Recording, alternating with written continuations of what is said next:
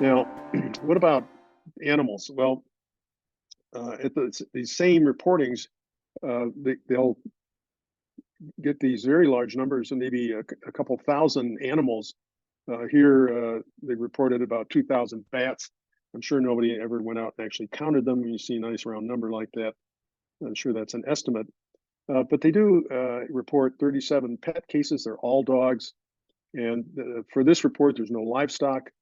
Uh, but there have been a number of reported deaths of dogs after very short exposures to cyanobacteria toxins. And we'll talk a little bit more about that in a second. So this is another report. These mostly are generalized symptoms. That is, the dog may not be walking right, or they look like they just want to lie down and not do anything. They're individually vomiting was the most common cause, and the onset to illness was about 3.5 hours, and the duration was relatively short for what they had reported here, but we'll see. This is a slide that I took from a webinar I had from this woman, Jordan Murphy, was part of a presentation last fall, and she works at the University of Wisconsin, and had this slide that shows signs of illness are lethargy, drooling, weakness, seizures, vomiting, diarrhea, and difficulty breathing. If you have seizures and difficulty breathing, that dog's in a lot of trouble. These other ones are more common, but fortunately not quite so serious. So why do dogs get so sick and die? Well, there's a number of reasons that push that. One is that the wind can blow the cyanobacteria because they float, and they tend to pile up along the shoreline, and that's where the dogs tend to spend most of their time, where they can walk around and still be in the water. Of course, they do swim, and when dogs swim, they ingest and inhale water. Dogs would go and drink water from little puddles that is so dirty, none of us would ever imagine drinking that. And dogs hold water on their coats, so they have a longer skin exposure. When they get to where they're not walking around, they can lie down and lick their fur, so they ingest more inside them. The dogs don't go home and take a shower typically, and they don't complain about early symptoms and stop. And that's a big issue. And then they get a bigger dose, but there's more to it.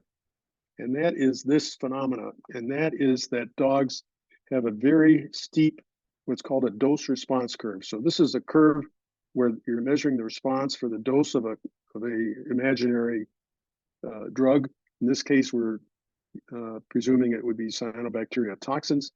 And what happens is, before they start showing much of a response, they get this huge dose that's in, and the CDC says they can get up to a 90% of a lethal dose before they have any clinical signs. That is a dose that is going to kill the dog before they look sick. And so you can't allow your dog to tell you that it's not feeling well and then say, okay, it's time to get out. If they're in the water, you got to get them right out, because they can absorb this as time goes on. This is a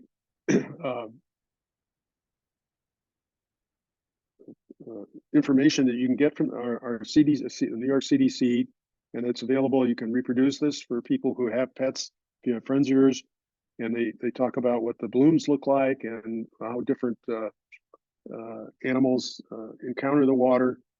But mostly it's dogs around here. Occasionally you hear about cows that may wander into a farm pond that is contaminated with cyanobacteria and get into real trouble.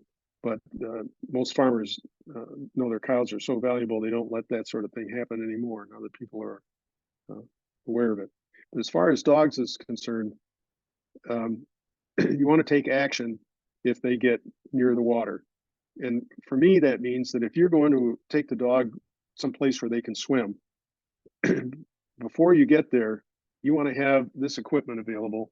And so that you've got, the dog's got a collar and you've got them on leash, because when you open the door to your car, this may be the first thing that you see, is the dog bolts right for the water and jumps in, and that water may be contaminated, but you ought to go out and look at it first before you let the dog loose and let him get in.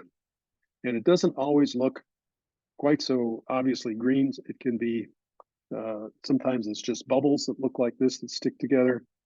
And if there's any doubt, keep the dogs out.